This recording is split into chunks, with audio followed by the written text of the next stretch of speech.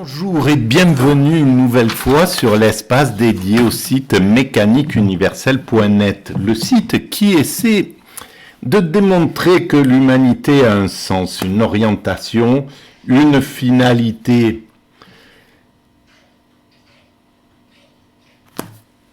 une destinée, virgule. Nous construisons, sans le savoir, pour l'instant encore, le paradis pour nos futurs descendants. Alors évidemment, ça concerne les siècles prochains, cet aboutissement. L'aboutissement adviendra dans quelques siècles. Il faudra peut-être 1, 2, 3, 4, 5, 10 siècles. Peu importe, l'humanité, elle a le temps. Et évidemment, ce qu'on entend souvent, et hier j'ai fait par exemple un TikTok, j'ai essayé de faire je commence à faire des discussions sur TikTok et quelqu'un a écrit mais on s'en fout, on sera pas là, on sera plus là, voilà. Et ça, eh bien, j'ai même pas besoin de le commenter, mais c'est légitime. On entend ça, c'est très très facile d'entendre. C'est pas tout le monde qui va exprimer ce type de choses. Mais une partie des gens pensent comme ça, on s'en fout, donc ils se sentent pas du tout. Après moi le déluge, quoi, c'est la même chose, d'une certaine façon. Et contre ça, il faut redonner du sens. Si on donne du sens, si on montre que l'humanité a un sens, et qu'on y travaille, si on éclaire ce sens, l'humanité est obligée de se comporter correctement puisque elle sait qu'elle travaille à une œuvre, même à laquelle il ne participera pas, qu'il ne jouira pas, mais qu'il construit pour nos propres descendants, pour nos enfants, nos petits-enfants, même si c'est des enfants lointains et dont on ne peut même pas imaginer le visage et le destin. Voilà. Alors, je vais reprendre la lecture de cette 5e partie de l'éthique et lecture et commentaire de cet ouvrage.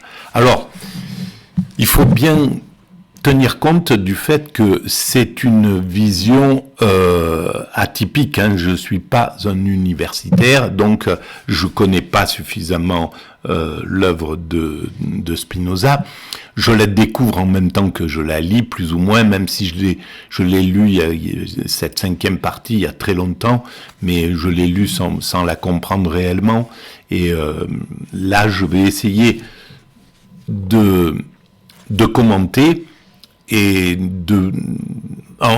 en lien avec la mécanique universelle. Ça n'est pas une analyse de l'œuvre de Spinoza, c'est plutôt une démonstration de la mécanique universelle en m'appuyant sur le travail de Spinoza et en essayant d'apporter des petites clarifications, des petites intuitions atypiques de ma lecture de l'œuvre de ce gigantesque philosophe. Et puis,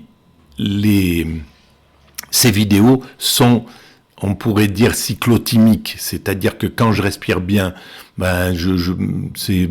peut-être c'est un peu plus limpide la façon de parler, et parfois je suis un peu étouffé, je me sens, voilà, j'ai un problème pulmonaire, donc parfois je suis mal oxygéné et ça donne des choses un peu lourdes. Voilà, il faut m'excuser par avance. Alors allons-y. Je pense que j'en étais... j'avais fait le vin. Le vin, j'ai pas été au bout de la scolie, mais parce que c'est un peu long, ça serait intéressant, mais allez, on va le faire quand même. Donc la scolie, la proposition, c'est cet amour envers Dieu ne peut être souillé ni par l'envie ni par la jalousie. Donc, quand on aime réellement Dieu, mais c'est d'une d'une façon incarnée, c'est-à-dire à travers l'éveil, l'extase, quand on est en fusion avec le divin, pas quand on dit moi j'aime mon Dieu, j'aime Allah, j'aime Dieu, j'aime Jéhovah, j'aime peu importe, j'aime tel Dieu du panthéon hindou, et j'aime pas les autres. Par exemple, j'aime pas les autres dieux. Voilà, c'est mon Dieu, celui que j'aime. Et ça, c'est un amour superficiel. Et cet amour superficiel, on le retrouve dans la vie ordinaire. C'est-à-dire qu'il y en a qui disent j'aime ma femme, elle est à moi, c'est la mienne. Et si elle bouge, je lui ferai du mal. Voilà, si elle m'abuse, si elle me trompe ou si elle fait n'importe quoi, je me vengerai. Bon, ça veut dire qu'il aime pas sa femme en réalité. Il aime un objet, il aime quelque chose. Donc il y en a qui aiment Dieu de cette même façon. Aimer Dieu, comme en parle Spinoza, c'est-à-dire cet amour, l'amour envers Dieu, qui est l'amour véritable et absolu, ne peut être souillé ni par l'envie, ni par la jalousie, ni par l'envie de dire Dieu, faites ça pour moi, aidez-moi, faites, etc. On peut, évidemment, ça fait du bien de prier Dieu et de lui parler quand on est dans des états difficiles à vivre, mais c'est pas ça qui est voilà, donc je continue. Alors ci-dessus, j'ai réuni tous les remèdes au sentiment, c'est-à-dire tout ce que l'esprit considère en soi seul peut contre les sentiments. On voit que la puissance de l'esprit sur ces sentiments consiste, 1. Dans la connaissance même des sentiments. Donc, voilà, là par exemple, il y a une analyse de ce sentiment d'aimer Dieu. Quand on a une connaissance de cette chose-là, on est éclairé. Voilà, c'est une façon de maîtriser le sentiment. Parce que là, on l'a mis à la lumière, et donc on le voit, on peut travailler dessus. On peut dire, oui, effectivement, ma façon de croire est trop ordinaire, et trop simpliste, et trop primitive, animale. 2. Dans le fait que l'esprit sépare le sentiment de la connaissance d'une cause extérieure que nous imaginons confusément. Dans le fait que l'esprit sépare le sentiment de la connaissance d'une cause extérieure que nous imaginons confusément. Alors que l'esprit, il ne doit pas le voir comme une cause extérieure, mais comme une cause intérieure, c'est-à-dire d'être au contact du divin. Quand on est au contact du divin, le sentiment qu'on a, il est en fusion, il est lié au divin, donc il se trompe pas. Il n'y a plus possibilité d'être jaloux, d'être envieux, d'utiliser cet amour de façon négative. 3. Dans le temps, par le moyen de quoi le sentiment qui se rapporte aux choses que nous comprenons sont supérieurs à ceux qui se rapportent aux choses que nous concevons d'une manière mutilée ou confuse. Voilà, pour que ça soit pas mutilé, notre sentiment, notre compréhension des choses, ni confuse, il faut qu'elle soit éclairée, qu'on en soit bien conscient, qu'on soit bien conscient de ce qui se passe, qu'on soit réellement conscient et ça, il en parle à un certain moment dans la proposition, une proposition précédente. 4. Dans la multitude des causes qui alimentent les sentiments, se rapportant aux propriétés communes des choses ou à Dieu. Dans la multitude des causes qui alimentent le sentiment, se rapportant, connaître cette multitude des causes qui se rapportent aux propriétés communes des choses ou à Dieu. Si on comprend que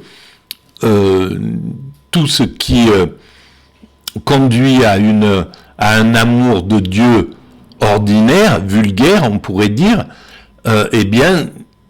ça nous permet d'éclairer la chose. Et en plus, bien souvent, ça conduit aussi, une fois qu'on a éclairé le fait que il y a des croyances vulgaires, des croyants vulgaires, des croyants qui restent sur quelque chose d'ordinaire, à ce moment-là,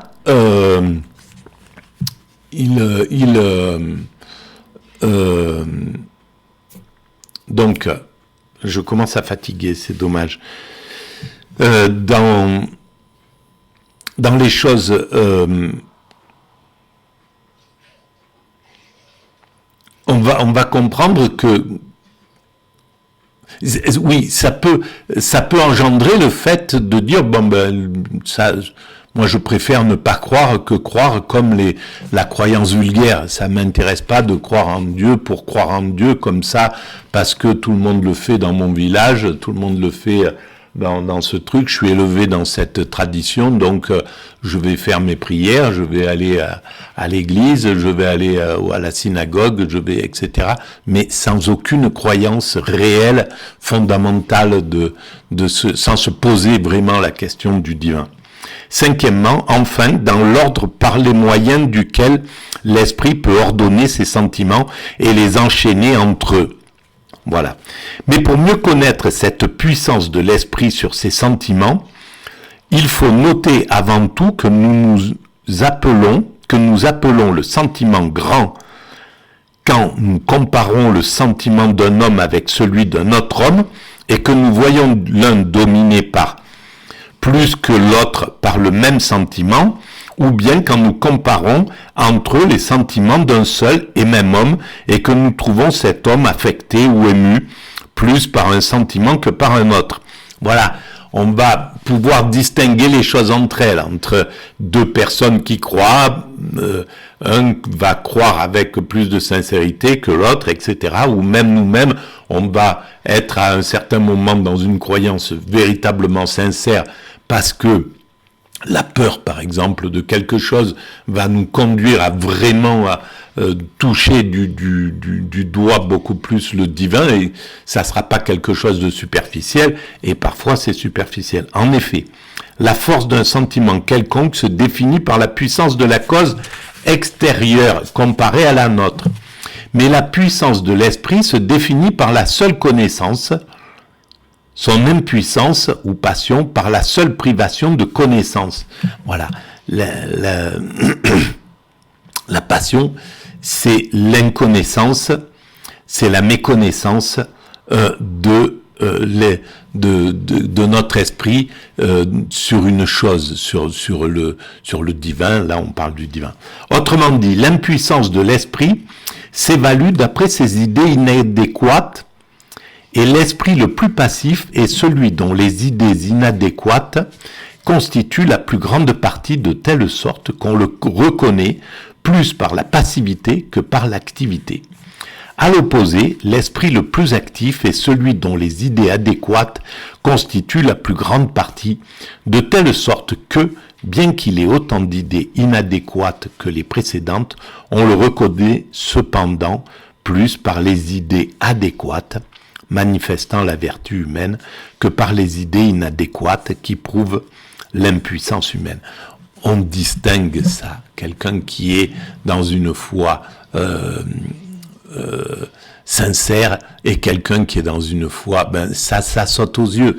Il n'y a pas de problème, c'est évident.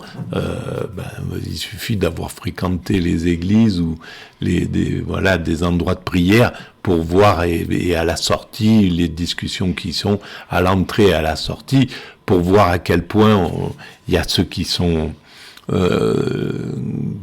qui sont convaincus et qui, sincèrement, et puis les autres. Il faut noter ensuite que les afflictions et l'infortune ont pour origine principale l'amour excessif pour un être qui change et varie tout le temps et dont nous ne pouvons jamais être maîtres. Voilà, alors quand on aime de façon excessive, mais excessive dans le mauvais sens du terme, des êtres qui sont variables, qui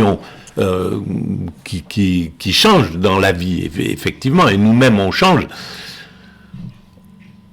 ça entraîne des afflictions, évidemment, parce que on aime, et puis à la moindre petite erreur ou à la moindre chose, on va tomber dans le... Et ça, c'est valable pour nous-mêmes, en fait. Même quand on aime Dieu, si on est dans le versatile, et ben quand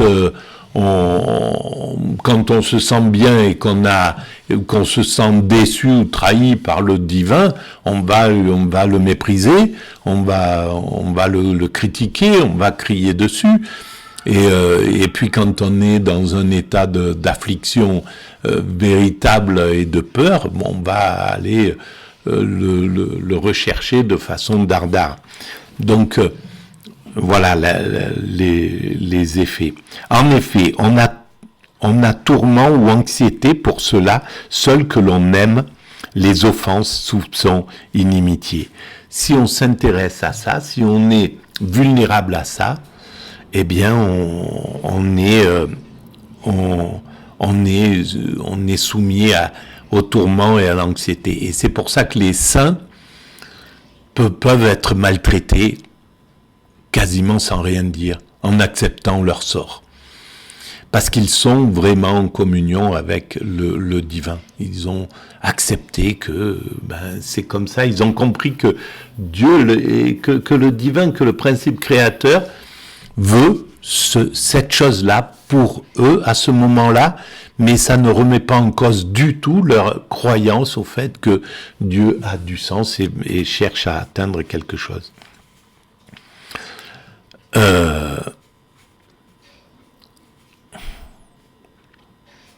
Il faut noter ensuite que les afflictions et l'infortune ont pour origine, donc principale, l'amour excessif pour un être qui change et varie tout le temps. En effet, on a tourment ou anxiété pour cela seul que l'on aime les offenses, soupçons, inimitiés, etc. Les eaux qui naissent uniquement de l'amour pour des êtres que personne ne peut réellement posséder. Ainsi, nous comprenons facilement le pouvoir qu'a sur les sentiments la connaissance claire et distincte, et avant tout notre troisième genre de connaissance, dont la base est la connaissance même de Dieu. Cette connaissance ne supprime absolument pas les sentiments passions, mais elle fait qu'ils constituent la plus petite partie de l'esprit. Voilà. Et donc, quand on aime Dieu, quelque chose qu'on ne peut pas posséder, en sachant que Dieu, il n'est pas lié aux pulsions, aux désirs, aux sentiments, etc. Que c'est une force autre que ça. À ce moment-là, on n'a plus d'emprise, on n'a plus besoin d'aller contre lui, avec lui, d'un amour versatile en fait. On l'aime de façon inconditionnelle. Et donc, oui, on a nos passions, les passions sont là, mais elles sont toutes animées sous la puissance et la force du divin. Et donc, elles sont adéquates, parfaites. Nos actions, nos passions, elles sont en adéquation parfaite avec la puissance du divin. La mécanique universelle, c'est une passion. Voilà, c'est une façon d'être passionné par l'explication de... Et à partir du moment où je me suis plongé dans l'idée qu'il y avait un principe créateur et que j'en suis resté à cette image, sans me faire d'image, sans me faire de film sur ce qu'il est, eh bien, il est tranquillement dans mon panthéon, il éclaire tout ce que je dis, tout ce que je fais, plus ou moins, et parfois je me laisse emporter par des passions tristes, évidemment, comme tout le monde, mais globalement, quand c'est les passions joyeuses, en somme, eh ben, elles sont sous sa gouvernance passive. De plus, cette connaissance engendre l'amour envers un être immuable et éternel, donc Dieu, que nous pouvons posséder réellement et qui ne peut être souillé par aucun des vices inhérents à l'amour ordinaire, mais qui peut devenir de plus en plus grand, qui peut occuper la plus grande partie de l'esprit et l'affecter très amplement. Et là, soit il a compris, il a connu, il a expérimenté l'extase, pour pouvoir dire ça, parce que si l'amour de Dieu prend toute la place, on est en état d'extase, tout simplement. On est en état d'éveil, on est en état de nirvana, on est en état de devekut, on est en état on retrouve cet état dans toutes les religions. Voilà, j'ai fini avec tout ce qui concerne cette vie présente. En effet, chacun pourra voir facilement ce que j'ai dit au commencement de ce scoli, que dans ces quelques propositions, j'ai embrassé tous les remèdes au sentiment. Il suffit pour cela de faire attention à ce qui est dit dans ce scoli, en même temps qu'aux définitions de l'esprit et des sentiments. Et dans 3, c'est donc l'heure maintenant de passer à ce qui concerne la durée de l'esprit, sans relation au corps. Voilà. Et on arrive à la proposition 21. L'esprit ne peut rien imaginer ni se souvenir de choses passées sinon pendant la durée du corps. On verra ça la prochaine fois. Voilà, on va arrêter là pour cette vidéo. N'oubliez pas de mettre des pouces, de vous abonner, d'envoyer le lien à vos amis si vous pensez qu'il y a un peu d'intérêt à ce travail-là. Évidemment, c'est difficile d'en voir l'intérêt. Il faudra que les choses se refroidissent et dans quelques décennies peut-être pour pouvoir mesurer ce qui est dit à ce niveau-là. Et en fait, je travaille vraiment pour le lointain, d'une certaine façon. Donc, je ne suis pas du tout impacté par le fait que ces vidéos ont très peu de vues, qu'il n'y a pas beaucoup de monde. C'est vraiment un travail pour le futur. Je ne sais pas pourquoi, mais c'est comme ça, en tout cas, que ça se distribue dans mon esprit. Voilà. Et puis, vous pouvez aller voir le site mécaniqueuniverselle.net. Il y a toujours le lien sous les vidéos. Merci à vous. À très bientôt.